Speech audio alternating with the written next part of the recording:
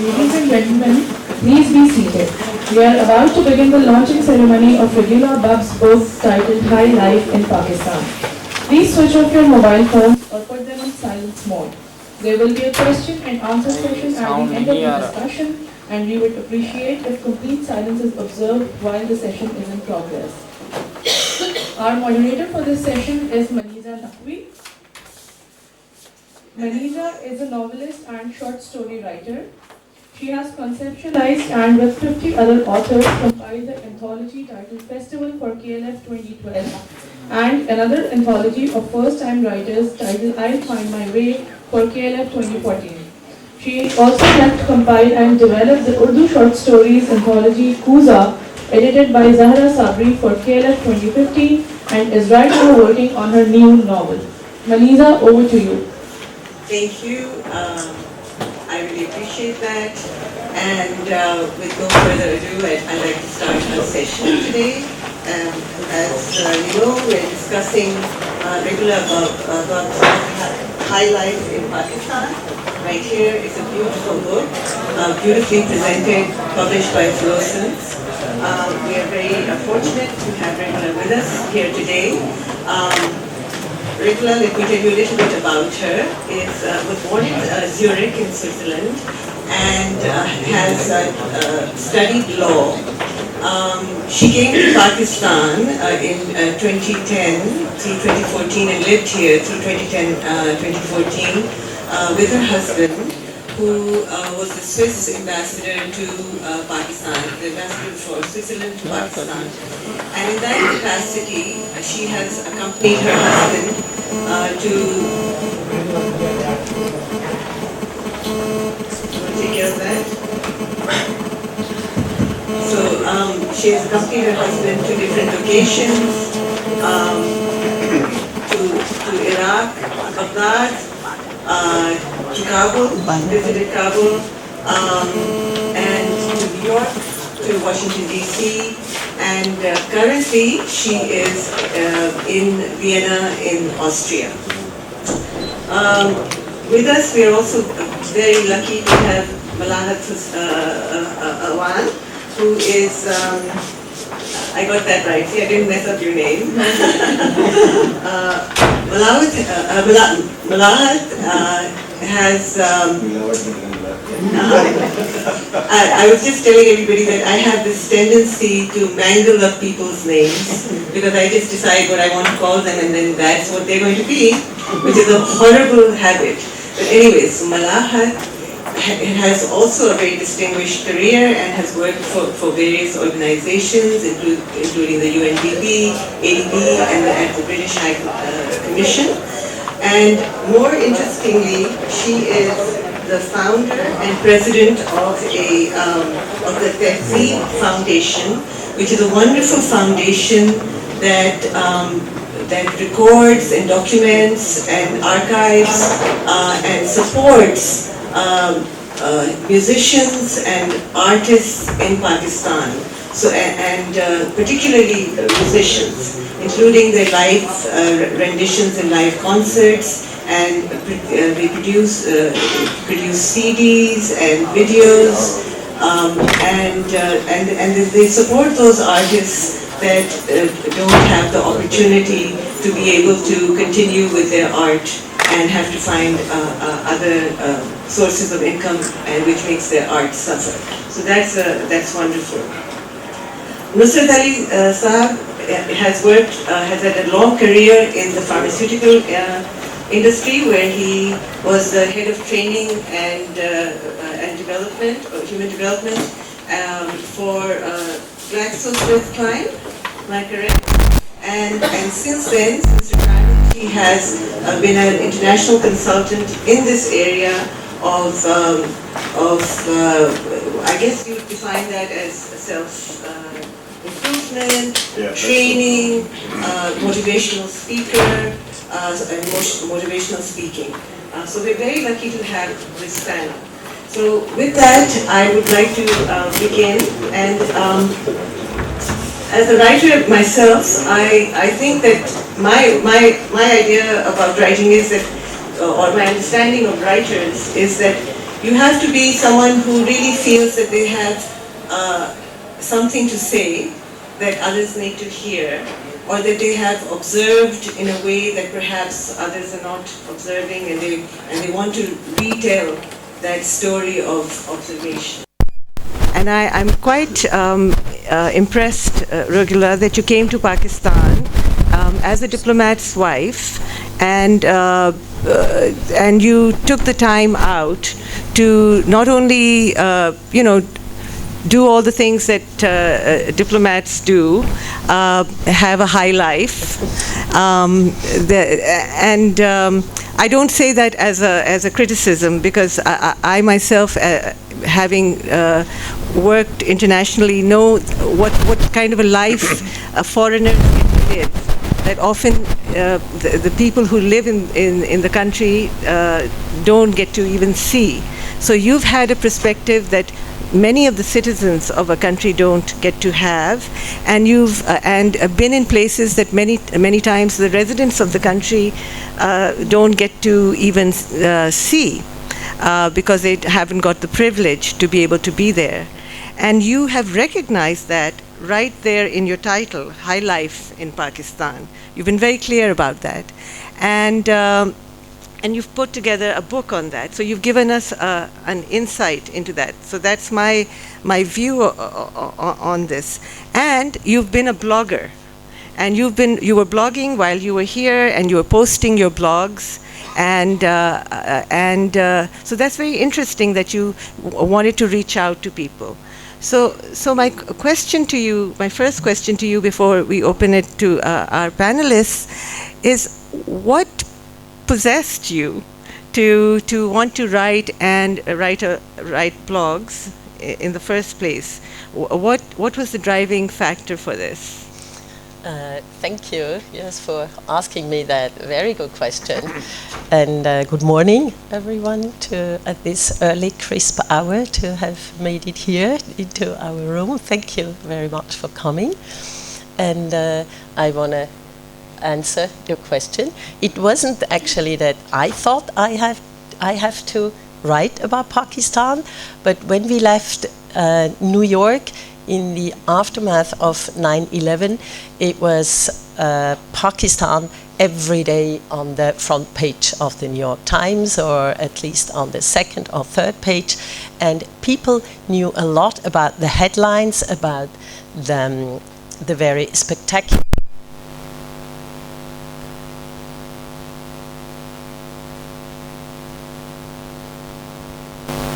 first pages, and how the Pakistanis would be living, what would their everyday life be like, what the society, how does it work, how does it function, what their values are.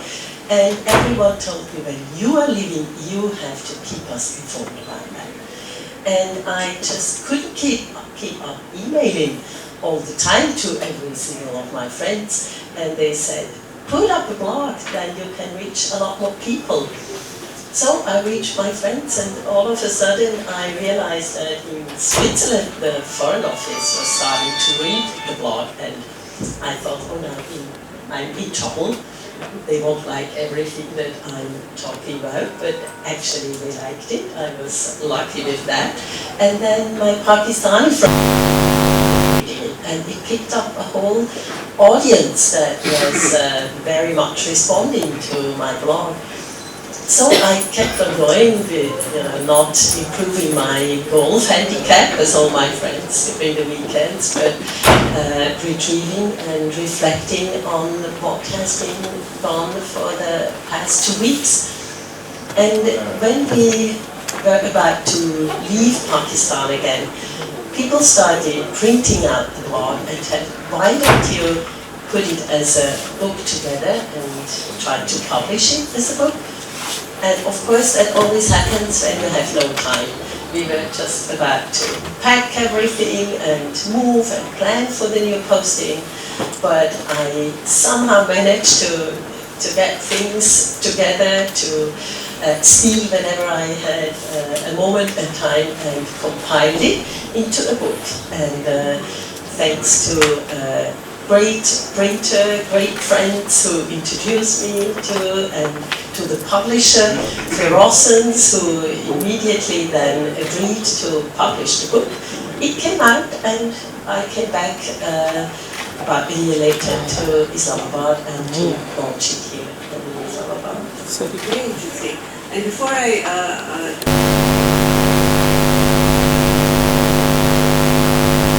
that came to mind, the photographs in the book are quite beautiful. But were those are you the photographer? Yeah, I'm a photographer. So you are a photographer as well, and I would say that your photographs tell a very interesting story and give us an insight into places that I at least haven't seen. And I don't mean the villages. I mean the insides of clubs and a C-130 outfitted for high government officials, and how they live with their white gloves and leather seats, and very nice. Thank you for drawing us all in with you for that. Yes. Well, I had a tiny Sony camera, and I was very much worried. I didn't think it would even be able to put them in a book. But very subversive of you. We don't like that.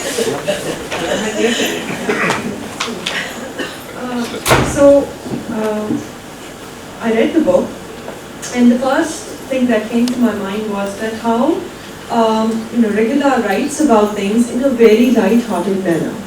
She talks about the challenges in Pakistan, and what comes out in all of those episodes, for want of a better word, the 2 or 3 pages episodes that she writes about, what comes out to me as a reader was the resilience. She notices it, she feels it, how resilient Pakistan is, and how quickly we come to terms with any challenge that is thrown our way, and we do face a lot of challenges.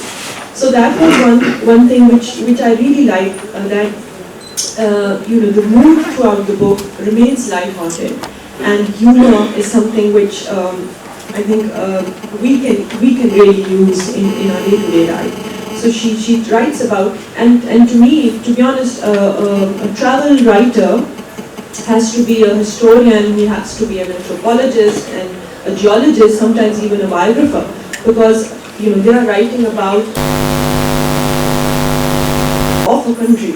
So she does exactly the same. She's talking about politics, she's talking about business, she's talking about culture, music, she talks about the core political scenario.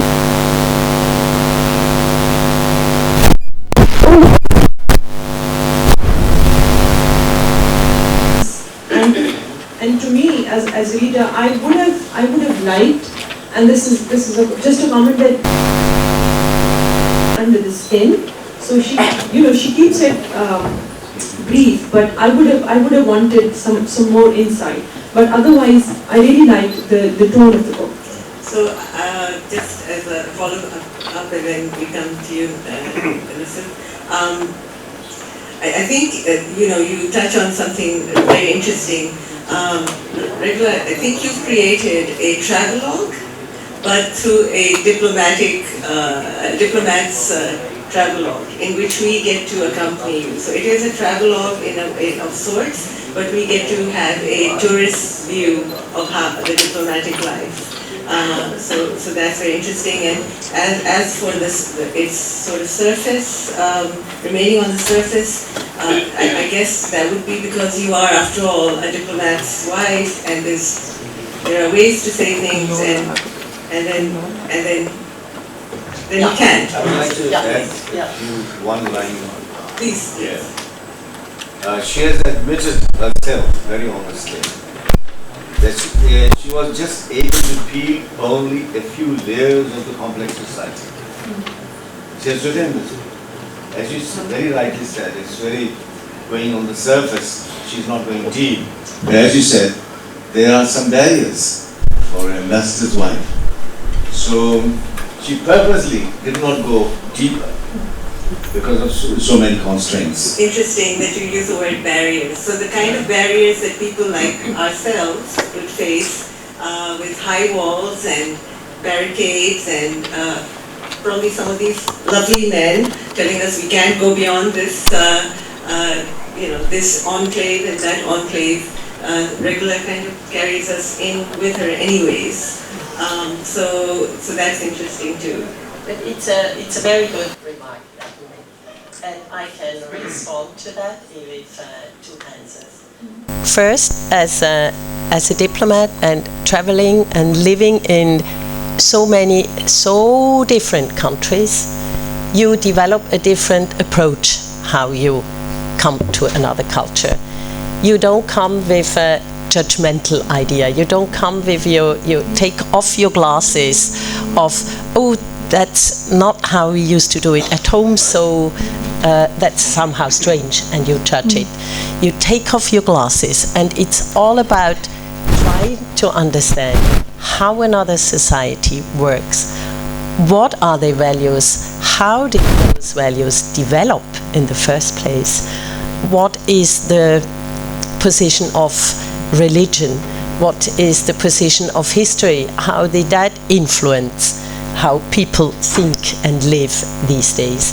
So you come and you want to observe without judging.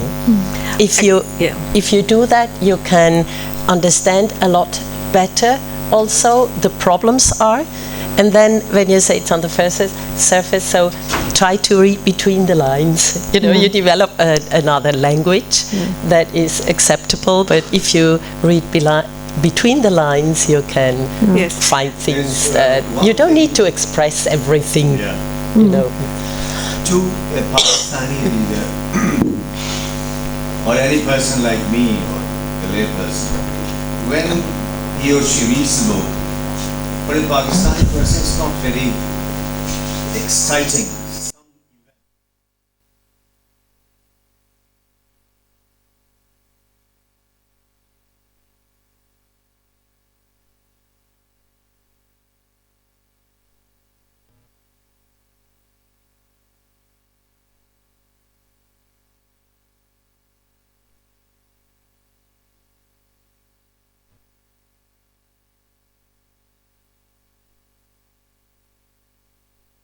And that man instantly repaired, I think within one day, with rupees of 80.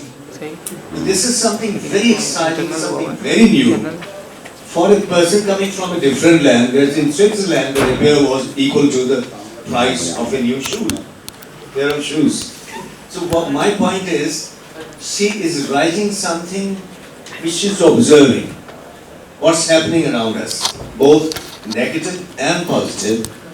Maybe it may be negative for you or positive for you, but she's writing it with journalistic, honest. That's something, as Malahat said, with slight subtle humor as well. That's something really great. Thank you. Please, over to you. So, on that note, I just want to turn it around a little bit. That the diplomatic circles around the world Mr. Saab, is there something that you need? Yeah. People are talking and I ask them to stop talking. Let's focus here. Sorry. I just tell you more than they're talking. So the diplomatic community around the world tends to think that each country that they go into it is something that they're in and it's very different and that they're behaving differently when they're in that country and they think that they're interacting with that country. But when we look at the diplomatic corps, when you go from country to country, you realize that they carry their own culture with them and they tend to see every country in the same way. How things don't work here, how badly these people need us, those people, and us. And you have attempted, I feel, to go beyond that and reach out and want to be a part of Pakistan. And that as you left Pakistan, you wanted to to take it with you and to leave something behind as well of you, that I was here and this is the way I saw you and I appreciated you. So that's one aspect that touches me, because I also go travel a lot, and I wonder if anybody will remember me there. So I got that from your book. But there's another thing that I also got, and I thought maybe you wouldn't mind reading us the section on the hunting in Cholistan, in which we learn from Regula very nicely, in a very diplomatic way, about the Arab hunters who come to one of our most depressed parts of the country, where people are the poorest, and they come here to hunt little birds that are endangered species. We know that. Regula doesn't have to write that. And they live in such splendor. And she very nicely opens the door for us, ever so slightly, and we get a view. And so if you could read from that. Have I got it marked? I may have and I may not. I have certain things marked in the book, and while... here we go. If you go to page... what page is this? Maybe your eyesight is better than mine. Why don't you read from here? No, you can read from here. Okay. There you go. So you can just read that chapter, or any place that you want to, from maybe start from the bottom right there. And set us up as to what you're reading. I'm starting with the flight with PIA. Fog in Lahore delays departure and allows an extended tea time at Rahul Lounge in Islamabad with several cups of tea and plates of cookies. No more tea or cookies on the plane, thank you. PIA reaches a new level of service during the flight by replacing the air conditioning with an aerosol spray type peach blossom. The airport of Rahim-Gahan is under a starry, clear sky upon arrival, and the doors finally open for a deep breath of cool air. Splendor of marble and gold awaits at the guest house of the Arabic hosts. The many sofas neatly lined up against the walls, and every table in the house, large or small, carrying a tissue box. Who would deny the practical value of this ever-present accessory, as snacks, fried or sugared or both, are generously offered as soon as one takes a seat. Southern Punjab is being described on the same trip by some as a heaven of security that managed to stay free from the Taliban influence so far, by others as a newly infested militant ground. The concern about security is visible and taken seriously by the police of the district, the province and the ISI, each one of them providing their own vehicle with armed guards. As the army seriously hesitates to let us pass through their territory, one can only guess if the guests or the accompanying escorts are a reason of concern. Large alleys lead through lush green palm trees, blooming rose gardens, an oasis of Arabic imagination in the middle of the desert. As the cool night is falling, the warm glow of each burning fire logs reflect on the colorful silk dresses of dancing transgenders who move ecstatically to the beat of local tabla players. Again and again, one of them swallows large sips of gasoline and throws fire flames into the air. A dangerous performance, but nothing we can do to stop this potential hazardous dance. Thank you very much. That was lovely. So that gives us a little window, just the slightest window, into what happens in a certain class of people, foreigners who are coming here to hunt, and amongst the poorest and how they live. There's a photograph, if I may take the license now as moderator to have the microphone, that I found interesting. I didn't quite see how it fit in with the blog itself. The blog is called Wine and Dine, but the photograph is this, of red lingerie. And so, why don't you explain that to us? Well, the photograph goes to the, it's the final photograph of the preceding, yes, fashion. yes, Okay. where we go shopping, the wine gang, we go shopping and end up in this lingerie shop. Where did you find this lingerie shop? That was in Islamabad, in one of the malls, hidden on first floor. We arrived there, and all of a sudden, everyone was in, well covered. And then we saw this lingerie, which was popping out. I would like to read out a small paragraph, Sure. if you permit. Yes, of course. Please, thank you. Just two small paragraphs, which I like. As Malad very rightly pointed out, she is using humor, subtle humor. As somebody has defined humor, it's the only bullet in the world. If it is misfired, it comes back and kills the shooter first. So it's very delicate, and she handled it so beautifully. She went to a butcher shop underground, and she says, fresh meat smells heavy and sweet. It stays with you for the rest of the day. Are you will return vegetarian for the next 24 hours? And then she goes to a suburban area of Islamabad, and she says, I put on my glasses to avoid the stares of men, even through the tinted glasses of the car. This is something great.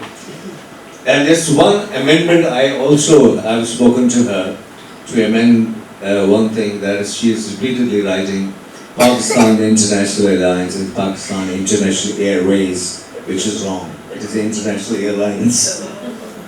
And there also a strange remark that I think Malad also pointed out, that on the way back to, when she was going to Sri Lanka, from Islamabad to Karachi and from Karachi to Sri Lanka, and there was a strange flight. In the beginning there was no instructions, safety instructions, and they suddenly started praying and then took off. And while shortly before landing, still surprising, calmly strapped to my seat, I listened to the pilot's voice announcing our landing, within brackets, yes, in 10 minutes, inshallah. Now really raises my concern about a safe landing. Now this is slightly,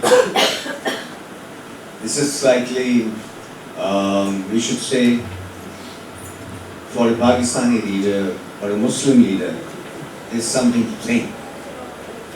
So we have to be more subtle here. Because if he's saying inshallah and he's saying it raises my concern. Yeah. For me, that means so God will. So we should take care of it. If not, what happens? What's If not, what happens? It's all in the interpretation. And now I thought it might be interesting, what I'd like to do is have regular read another passage to us, but towards the end of the session. As she had indicated she wanted to do, but before that, I want to open it for the audience. If you have any questions or you want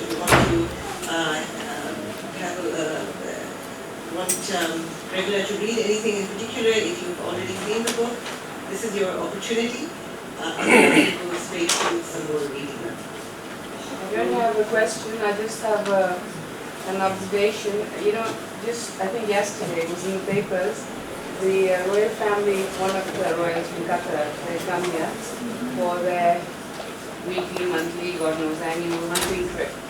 And for the very first time ever, they were turned back because they said you don't have the visas and your entourage doesn't have visas. So for the first time, they were made to return. and they flew back to Karachi and presumably to wherever they were from. So I think that things need to be written about, and I'm sure collectively, it has an impact. I think she is not the right person to answer. So, No, but I'm just saying that it's in relation to what you've written about the Arab Islamic. absolutely right. And there's articles now appearing in our newspapers on a regular basis, also from the environmentalists, etc. So it's really a very kind and good of you to have amplified that as well. Is there another question here? Would you like to share with us as well, please, madam? आप हमसे भी बात कीजिए. Would you like to? Yeah, I think I was telling her that she's pointed out something. But I know, that just 2 or 3 days ago, I read this in the paper, that the rally which we have every year, its route was changed because of that. So I don't know why we give really so much importance to that. I find that really interesting, and I also read that article, and I was laughing. First, there's a rally that's going to tear its way through probably people's farmlands or obviously on the road and go through there, and they've been diverted because of hunters who are there. So both groups who probably should not be doing what they are in this area, are complaining, are who we are looking at as victims. So that's also kind of interesting. And I have a question too. When you are a diplomat's wife, so naturally you won't get a chance to go and look into the life of those who are people, or whatever. But if at all you get a chance, would you write about them also?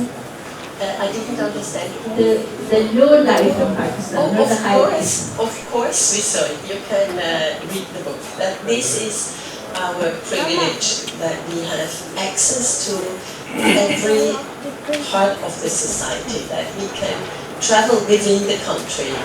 And High Life, the book is called High Life in Pakistan, but this was meant also a bit as a provocation among all the titles, all the books that were... Actually, she has not touched the elite of the country. High Life, she has gone to uppers and lowers. It's the quality of life. It is the aspiration and dreams and their resilience and their persistence, their hunger for education, their hunger to grow. That's what she's calling quality in high life. Not the upper straight people of the social status. That's not the high life. High life is the quality of the people. I haven't read the book yet. Yes, no Yeah, problem. yeah, yeah. That's where you can buy it. I have a question. Maniza Laus, yeah. So you've been posted with your husband to many countries, and in the book you talk about how emotionally warm and how open Pakistani community is generally, and how hospitality is in our DNA. So I wanted to ask you that you've been to so many parts of the world. How do Pakistanis as a hospitable nation compare to others? I mean, have you come across other communities who are as warm? And like, for instance, you mentioned that if you go to somebody's house, the eating doesn't stop. They keep bringing in foods and more food and till it's death by food. So how do you, in your eyes, you visited other nations also, how do you think? How do you compare? I think you can suggest that one egg incident. Let's hear from her. Yeah. Yes, I can tell you that one incident. That we've been in Swat, that was in Swat Valley, in one of the furthest corners in a lonely village, and I was with, that's where we were heading, and I was sitting with the women in the small women's quarter, sitting on the bed. The men were talking outside, it was a very unique atmosphere because we couldn't understand really each other. There was one daughter then coming who could talk a little bit of English, but we managed to somehow get ourselves understood with signs, with laughter, and we were waiting there for maybe half an hour because they were boiling an egg for me that they would offer. That was the only thing they had, that they would offer me a boiled egg. So I can really tell, I've been to fabulous countries and met wonderful other cultures and people, but I've never met that depth of warmth that I needed here in Pakistan. And you can tell, I mean, I've been to many places, but I haven't written a book in any other of the countries. So, what we can assume that now on, you are the best ambassador of Pakistan in the whole world.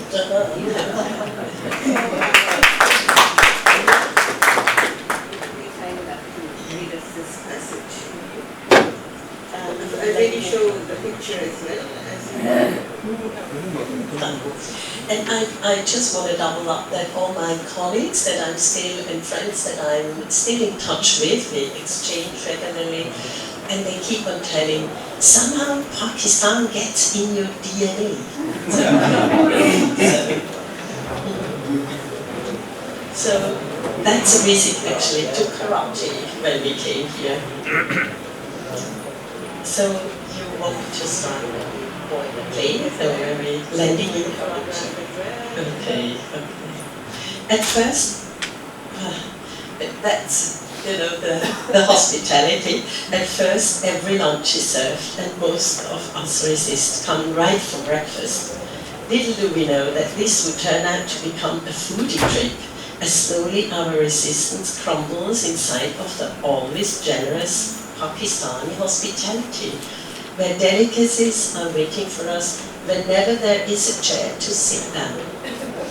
We end up being offered at least 7 meals per day. One of our colleagues, coming from a hospitable country in the Middle East himself, from Egypt, looks warily, saying that sometimes you don't want to visit anyone anymore because you just cannot eat any more food. His suit agrees. Landing in Karachi, its pleasant summer weather welcomes us, and we proceed to the mausoleum of Muhammad Ali Jinnah, the founder of Pakistan, to honor his memory with a wreath and prayer. The ride behind curtains on 2 buses goes smooth, and we cross the city in record speed, thanks to the efficient police escorts who brush away every vehicle in our way and providently close all crossings ahead of us for the traffic. For the nuisance, for the... Yeah, absolutely. That's why I ride it. I might ask you to join me on my next visit to New York and Zurich, as their efficiency in clearing the streets for fast arrivals seems hard to beat. We learned that Ali Jinnah not only had a soft spot for elegant cars, but for an elaborate and very stylish wardrobe as well. The shoe selection could make any lady envious, not to mention the exquisite case to travel the world with a dozen pairs of shoes neatly stacked in individual compartments. A transport aircraft by the army brings us to Mohenjo-Daro, the archaeological site of the metropolitan city of the Indus civilization, equal in importance to the Mesopotamian and Egyptian civilizations, and flourishing between 2,500 and 1,800 before Christ. Okay, and so it's accompanied by, when you get the book, as you should, there's a photograph of a C-130 and, the wonderful, when you next travel in C-130 and when you next get treated so well, you'll find that it's quite the luxury. Especially the white gloves. Which will make you want to become a minister or a top bureaucrat or a diplomat very quickly. You should all aspire to it. We also get to see in this book beautiful photographs of, what we would in other countries say were tourist spots and opportunities for people to use as hotels and lovely bed and breakfast, luxury hotels. But in Pakistan, we see that these are actually maybe government guest houses at this point or private residences. So that's very interesting as well. So we have been asking questions all along, and I wondered if this opens up, okay, more questions. Regular, my name is Sharif Awal. I'm a civil servant. This is a small statement than one question. I joined Foreign Service Personnel back in 80s. During the training, I was told that as a diplomat, you must have a very beautiful, very active, super positive wife. Some of us tried, I failed. And I left Foreign Service in 3 days, 3 years. It was after so many years that I met Malahat and we married. But by that time, it was too late. So I would like to ask you, what was your experience as wife of a diplomat who has the luxury of being non-diplomatic also? As we know, our diplomats everywhere, they know how to say things that nobody should be able to understand. So you had this luxury also, which is showing in your book. What was your experience as wife of a diplomat? You mean in general, as an ambassador's wife? In what sort of? Well, as you said before, I'm the microphone is not working. But maybe you understand. इसको एक दफा ठीक कर दो यार. I'm a trained lawyer, so when I met my husband at law school, so it was a common decision when we married. He asked me, what do you think about if I enter the diplomatic career? Well, there was an exam to pass first, but could you agree on that? Would you be able to accompany? And he said, I'm going to marry you. If you don't like that, you're not going to do that. But if you like it. So this was a crucial start of our life together. So I never felt I was a victim of that profession and I had to follow. But it was like a common decision that we took. And we started that life. And then I never felt that I would be just the training spouse. So he never gave me the feeling that I was, but that we were like a team, that we shared. I took care of the children, of the education, of settling in, of moving around, of building up the social network when we came along, of taking care of the residents, of the staff, organizing things. So we both had our share of work that we put together. And I thought I have a lot of advantages, I have a lot of freedom. I could get to know the country in a way much better than he did. So I never felt like it was, you make choices in life. And picking up this profession was a choice. It's like marrying or like having children is a choice. And then you can make the best of it and you can find wonderful things to do. So I thought it was really a great gift, this life.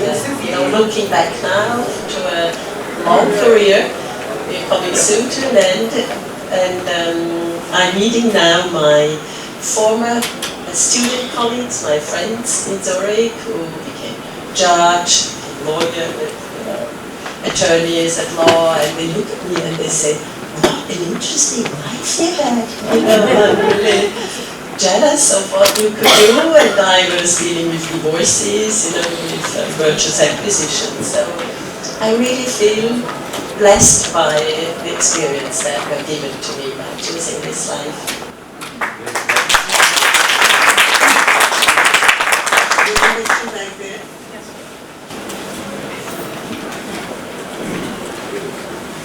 morning, this is Dr. Firdausi speaking here. Well, I would like to ask you, madam, if you are talking so high of Pakistan, thank you very much for that. It's really a country that should be talking like that.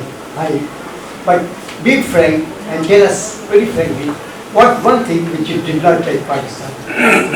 Did not like. No, I mean, you don't like at the moment of Pakistan. Anything which hurts you so much. Could you be very frank of telling us that? Going back. Mr. Sir, can we have the question answered? Things that something that I don't like. What is it that you don't like? You're very complimentary in your book.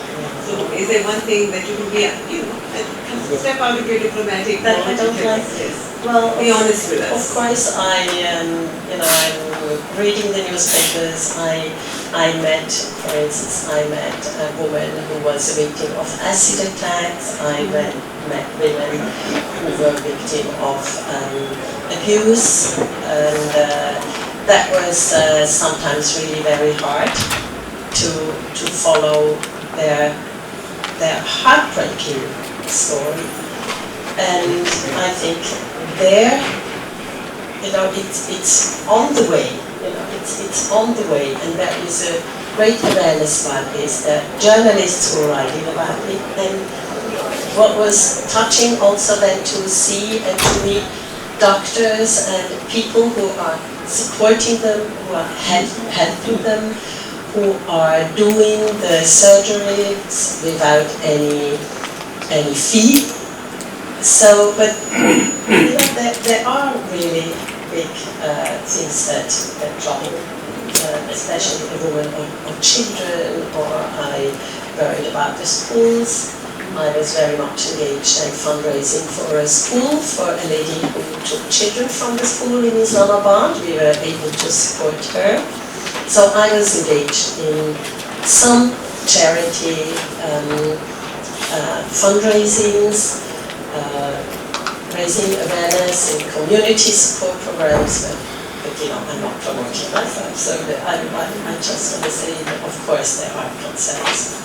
So we have 5 minutes left, and if, as you indicated, you would like to read us the passage, the last passage of One last comment. Yes. Books like these, people have written travelogues on Pakistan. Imran Khan has written one in this Journey Through India. Mr. Sen Tarar, who's one of the keynote speakers here last night, he's written travelogues, and then we have Salman Rashid, who's written 9 books on Pakistan. What this book is, why this book is special is because it has a foreign author like Regular. And when people write such positive stuff, because Pakistan's perception, unfortunately, is worse than Pakistan's reality. We get a lot of bad press, although there are such good stories to tell in Pakistan. Like you mentioned yourself, people working for free, philanthropy, women leadership, and there's so much good stuff coming out of Pakistan also.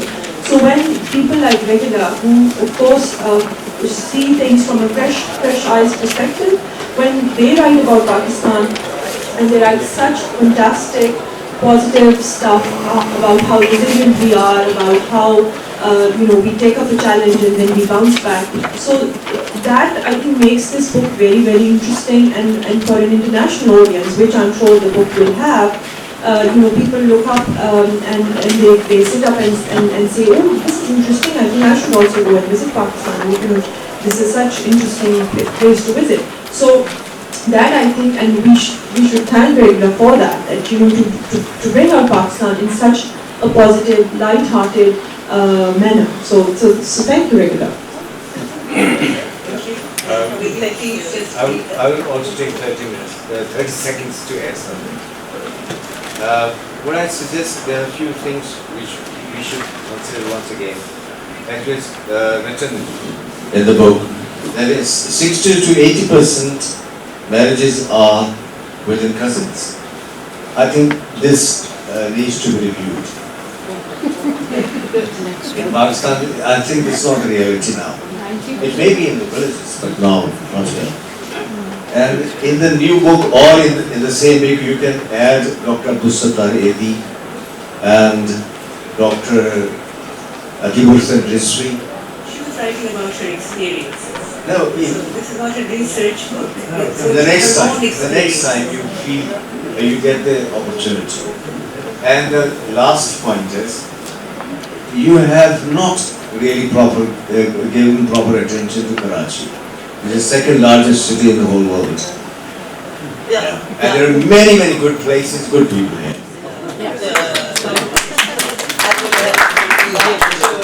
To get to know Karachi better, and it's good to be back. I can go to angles that I just were not allowed to when we were here in an official position.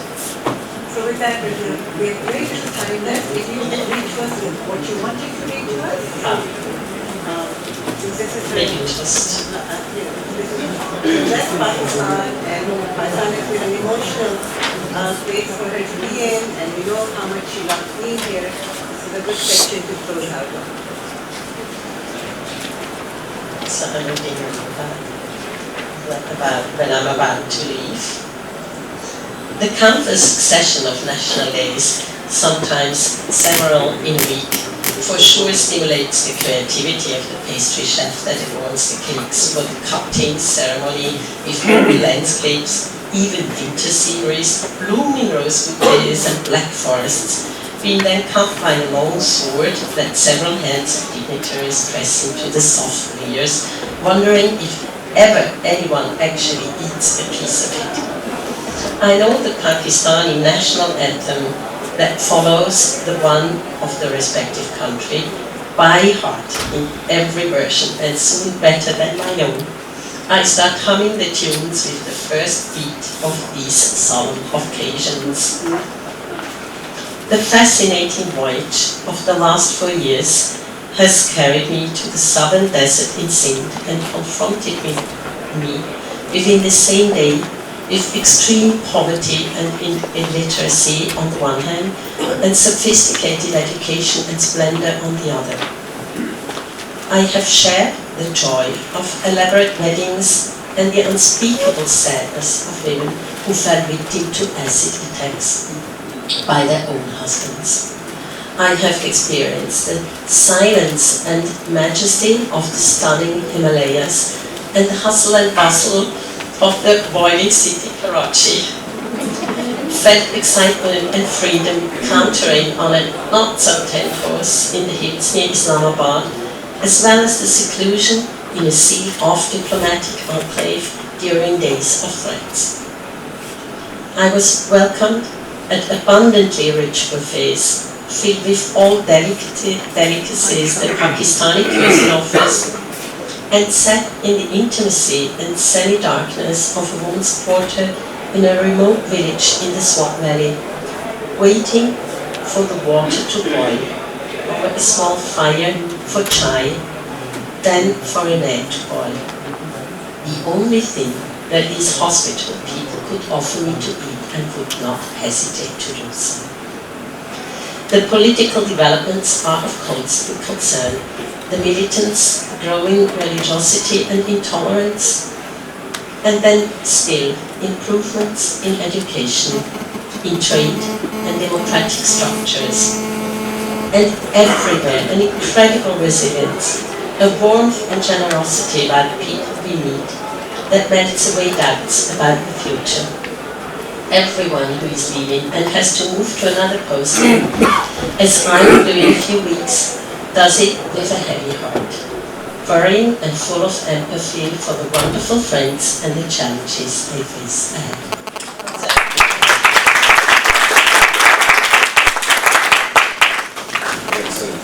Visit us again and again, and you're always, I think, welcome in Pakistan.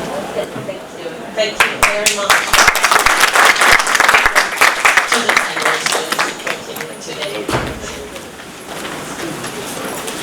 And the book can be bought outside at the Ross. And right over here, you can buy the book right here. Oh, okay, good.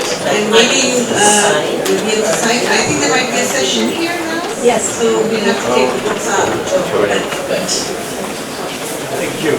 Well done.